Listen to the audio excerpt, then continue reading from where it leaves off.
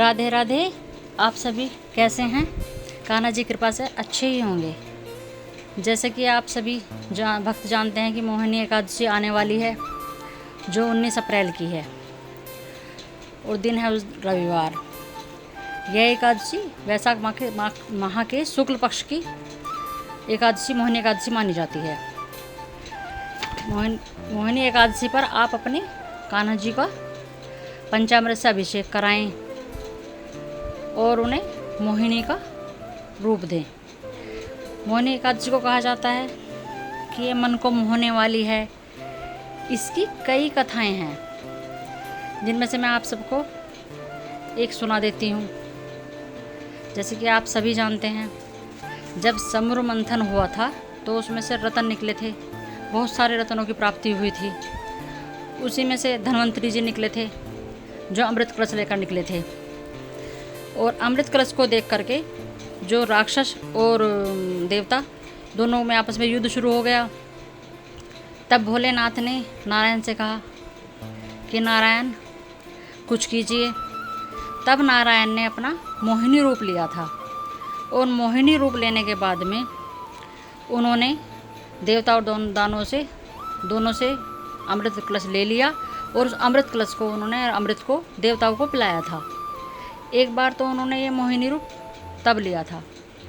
एक कहानी तो इसकी ये मानी जाती है। और दूसरी कहानी ये है कि जब भस्मासुर नाम का राक्षस तपस्या करने के बाद उन्होंने शिव जी को प्रसन्न किया, और शिव को प्रसन्न करने के बाद तो शिव ने उसे आशीर्वाद दिया कि तुम जिस किसी पर भी अपना हाथ रखोगे वो भस्म हो जाएगा।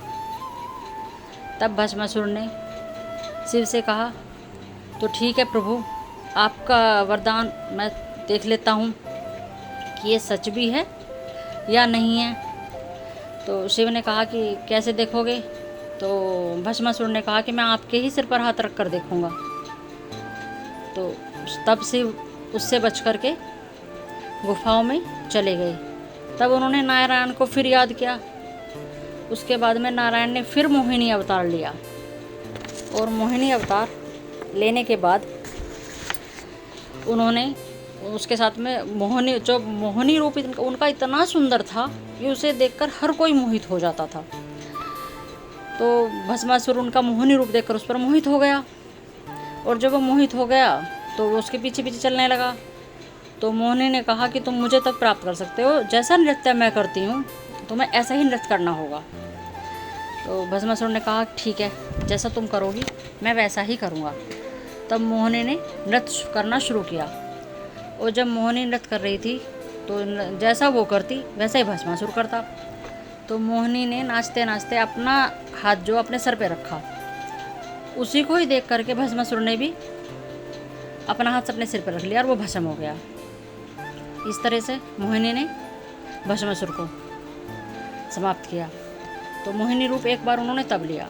इसकी कई कथाएं हैं, आप जो किताब में पढ़ोगे, किताब में अलग कथा है कि श्री रामचंद्र जी उसे गुरु वशिष्ठ ने पूजा करने के लिए कहा था एकादशी की, वो मोहिनी एकादशी थी ताकि समस्त पापों का नाश हो जाए और वे रावण पे विजय प्राप्त कर लें। लेकिन जो दो कथाएं ये ज़्यादा प्रचलित हैं। देखिए, आपसे बातें करते करते मेरे कान्हा मोहिनी रूप में तैयार हो रहे हैं। आप कोशिश करें अपने लाला को मोहिनी रूप दें। अगर आपके पास में युगल सरकार हैं तो अपने गोविंद को भी आप मोहिनी रूप दे सकते हैं। मेरे पास में युगल सरकार भी हैं, तो मैं कोशिश करूँगी, अगर मेरे कान्हा जी चाहेंगे तो मैं उन्हें भी मोहिनी रूप दूँगी। सबसे पहली बात तो ये कि आप अपने कान्हा को या अपने गोविंद को कोई भी रूप दें, आप उनसे आज्ञा जरूर ले लें। बिना आज्ञा के कोई काम ना करें, क्योंकि जब तक वो आज्ञा नहीं देंगे अपने किसी भी रूप में आने के लिए, तब तक तो आप कुछ कर ही नहीं पाओगे। इसलिए मैं जब भी कोई काम करती हूँ, अपने लाला को कोई नया रूप देती हूँ, कोई भी रूप उन्हें देती हूँ कैसा भी, तो मैं अपने लाला से पूछती हूँ। मैंने आज भी पूछा था कि लाला, मैं आपको आज मोहिनी बनाकर अपने भक्तों को दिखाना चाहती हूँ, तो मैं दिखा सकती हूँ? अगर मेरे लाला कह देते हैं तो मैं दिखा देती हूँ। ये मेरे मन के विचार हैं, और मुझे लगता है कि मेरा लाला मुस्कुराया तो मैं कर लेती हूँ। आप कोई भी काम करें, कुछ भी करें, और देखिए मेरे लाला बड़ी सुंदर सुंदर मालाएं धारण कर रहे हैं और वे तैयार हो रहे हैं और बहुत खुश भी हैं। आज उनका अलग ही रूप लग रहा है, चेहरा अलग ही देखने से लग रहा है, सचमुच ऐसा लग रहा है जन आज वो सचमुच मोहिनी बन गए।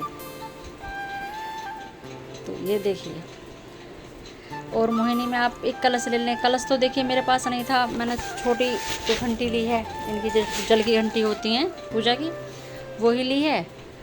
लेकिन एक बात का ध्यान रखें, जैसे मोहिनी एकादशी दिन रविवार की है और कान्हा जी की किसी भी काम में तुलसी का प्रयोग तो ज़रूर होता है, चाहे उनका खाना हो, नहाना हो, कुछ भी हो।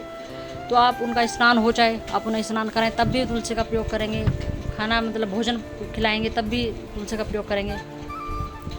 तो तुलसी को आप, क्योंकि एकादशी के दिन भी नहीं तोड़ते हैं और रविवार के दिन भी नहीं तोड़ते हैं, तो आप एक दिन पहले ही तोड़ कर रख लें। क्योंकि आप जो भी अमृत कलश रखेंगे उसमें थोड़ा सा जल रखें और तुलसी का पत्ता ज़रूर रख दें, और उस जल को आप अपने पूरे परिवार को प्रसाद के रूप में ज़रूर दें। ये बहुत ही अच्छा होता है। तो अब देखिए मेरे लाला तैयार हो रहे हैं पूरी तरह से।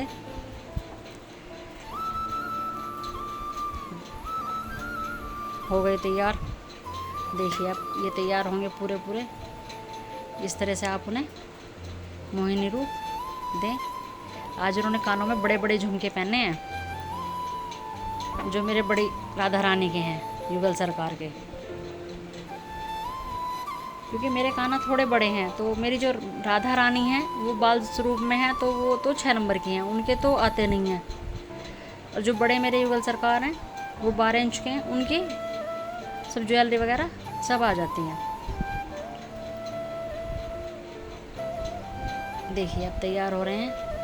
और हाँ, एकादशी के दिन आप जहाँ तक हो सकें व्रत रखें और मीठा ही खाएं। लेकिन आज की उसमें बीमारियाँ इतनी हो गई हैं, तो पूरे दिन बहुत से लोग मीठे में नहीं रह सकते, इसलिए नमक का प्रयोग करते हैं। व्रत का ही प्रयोग करें, लेकिन अन्न ना खाएं, क्योंकि अन्न नहीं खाना चाहिए। अन्न से बहुत पाप लगता है और अन्न खाना भी नहीं चाहिए एकादशी में।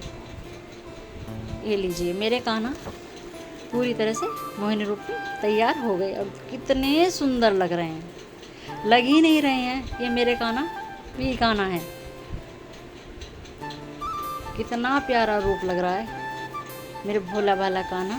आज मोहिनी बने हैं, कितने सुंदर लग रहे हैं। देखिए कितने सुंदर लग रहे हैं। अच्छा, मुझे आप सबसे एक बात पूछनी थी, क्या आपके कान्हा भी नाराज़ होते हैं? अगर होते हैं तो कमेंट करके ज़रूर बताएं। मेरे कान्हा तो बहुत जल्दी रूठ जाते हैं। मैं कभी इनकी कहानी आपको सुनाऊंगी किसी और वीडियो में। धूप दीप जलाएं, आप उनकी पूजा करें।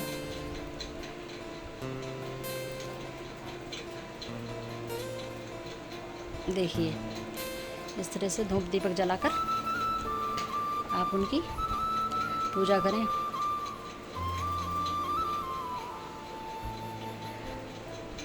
गौ माता की पूजा भी ज़रूर करें। और ये देखिए तुलसी की लकड़ी पर मैंने रुई को लगाया है और इसमें घी में लगाकर इसे अपने कान्हा जी की आरती उतारूंगी। सूखी तुलसी को आप फेंके ना, वो मैं हर वीडियो में बताती हूँ। आप उससे अपने कान्हा जी की आरती उतारें।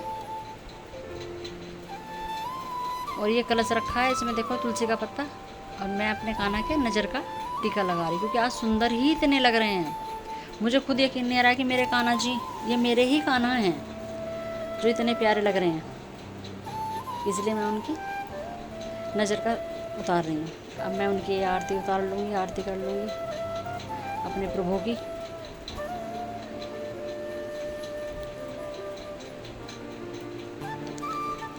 और आप एकादशी की महात्म की ये कथा जरूर पढ़ें। देखिए मोहन एकादशी शुक्ल पक्ष में जो आती है, इसकी कहानी जरूर पढ़ें। ये तुलसी का पत्ता मैंने जो अपने कान्हा के हाथ उस पर रख दिया, हाथ पे रख दिया है। ये देखिए,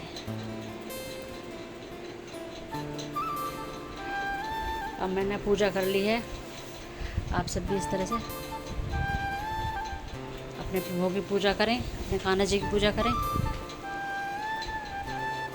और अपने मोहिनी एकादशी का व्रत रखें। अगर आपको सभी को मेरी वीडियो पसंद आई हो, मेरा कहानी सुनाना अच्छा लगा हो, तो वीडियो को लाइक करें, चैनल को सब्सक्राइब करें। राधे राधे।